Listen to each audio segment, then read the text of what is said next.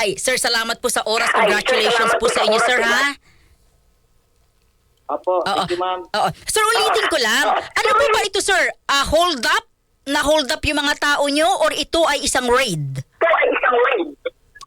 Bali, yung operation po natin last November 18 is bypass operation po. Conducted by the Special Operation Unit 3 ng PNP DEG, ma'am. Okay. Saan po yung anggulo na inano raw po yung mga tauhan nyo tinangkang hold upin? Bali po, ma'am, ang nangyari po is nagkaroon po ng conduct ng bypass operation. Sa along po ng 13 Avenue, corner Main Street po ng Cubao, Quezon City. Ang operatiba po natin na naganda po ng bypass money at ang mga suspect naman po is meron silang dala-dala na suspected illegal drugs po na nakalagay po sa karton. So walang nagtangkang hold upin yung mga authorities? Ma'am, hindi naman siya totally hold upin. Ang nangyari po kasi ganito, upon na consummation po ng operation, nagkaroon na po ng pagpapalitan na po ng bypass money at saka ng illegal drug item. Nakatunog po yung mga suspect po natin. Agad pong pinaputukan po nung isa po ng suspect malapit po doon sa may sasakyan ng mga operatiba at ng ating confidential informant. Okay. So, ito ay sinasabi nyo lehitimong drug buy bust operation. Yes po, ma'am. Bali, may makikita na po kayong video sa press briefing po namin. Nag-submit na po kami ng video footages na makikita sinong unang pumutok. At mayroon po kayo may mga witnesses na from the truck driver and the crew nung nandun po sa mismong pinangyarihan po ng insidente.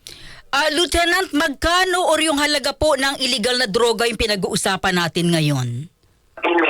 As estimated po sa recovered na ebidensya po is mga 10 bricks of suspected illegal drugs po. Nag-weight po siya bawat isa kung tatansyahin po is 1 kilo. Para mag-worth siya ng 68 million po. 68 million. Shabu po ito, Lieutenant? Estimated sa market value po ng illegal drugs po ng shabu. Wow, grabe, laki ha. Sir, sandali, anong grupo ho yung nakasagupa ng inyong mga tauhan, mga inyong mga kasamahan? Bali, kasi po nakabuo po kami ng intelligence package simula pa po noong August.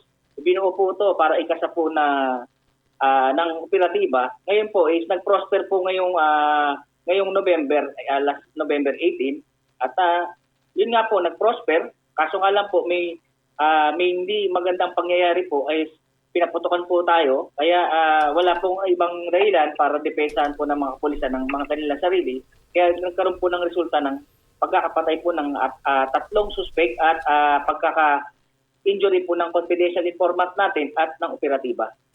Ito po'y walang pangalan ng sindikato, Lieutenant? Sa ngayon po is under investigation po ng SIDO yan. Kasi po kami, more on focus kami sa operational mandated task namin sa Drug Enforcement Group. Tatlo po ang patay. Sa inyo po, may 2 sugatan. Sa amin po may nasugatan po na pinaka-confidential informant at yung operatiba po. Nanggaling yung mga nasa sasakyan po. Kasi nauna pong nagpaputok yung isa pong isang suspect na gamit is caliber 45. Okay. Na-recover sa crime scene. Yung mga bangkay po ng 3, meron ho bang mga identification? Though hindi naman po natin pwedeng pangalanan. Mga taga saan po ito, Lieutenant? Sa initial investigation po, initial investigation po, yung lumilitaw po, yung isa pong suspect sa suspended security guard po.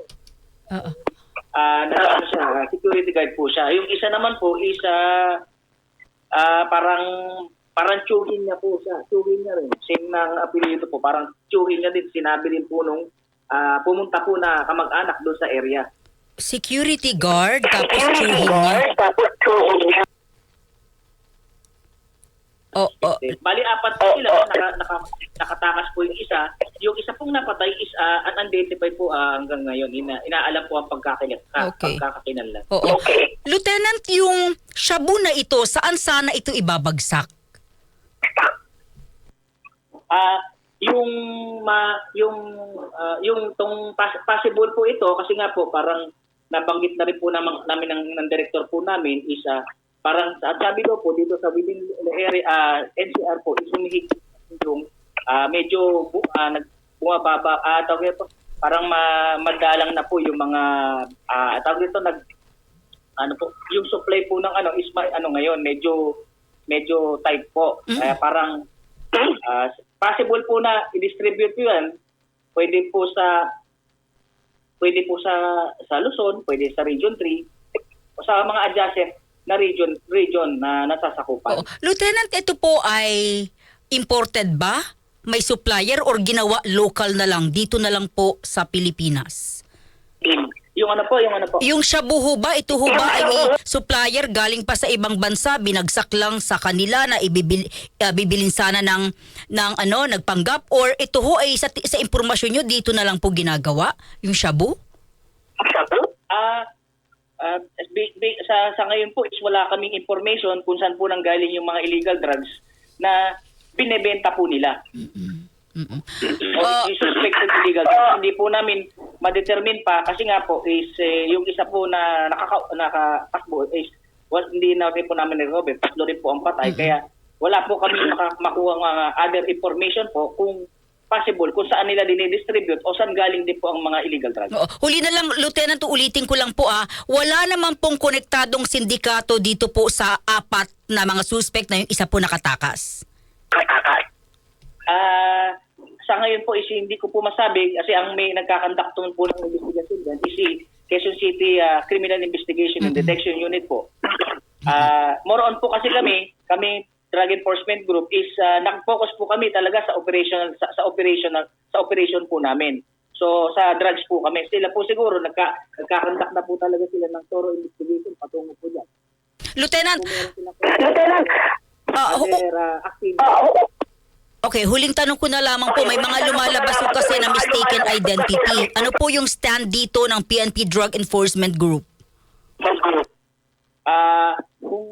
Kung titingnan nyo lang po ang video, hindi po magkakaroon po ng mistaken identity po. Gawa po ng makikita nyo po unang pumutok po yung mga suspect po. Makikita at meron mga testigo po tayo doon. At mga testigo from the media, from the barangay official, and yung truck driver and crew na nakakita mismo ng insidente.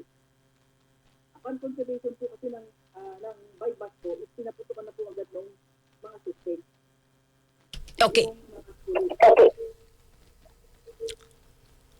Okay. Salamat. Lieutenant, maraming salamat Congratulations po sa inyo, sa inyong team, sa PNP Drug Enforcement Group. Mabuhay kayo. Salamat ho At ito po ay inyong nahuli at hindi na po naikalat pa sa Metro Manila at sa Luzon. Lieutenant, thank you. Mabuhay po kayo. Thank you so much, sir. Hindi po pa our Director, Police Brigadier General Emil Ragay po, nagpapasalamat din po kami sa cooperation ng ating mga community. Salamat po, ma'am. Maraming salamat si Police Lieutenant Marlon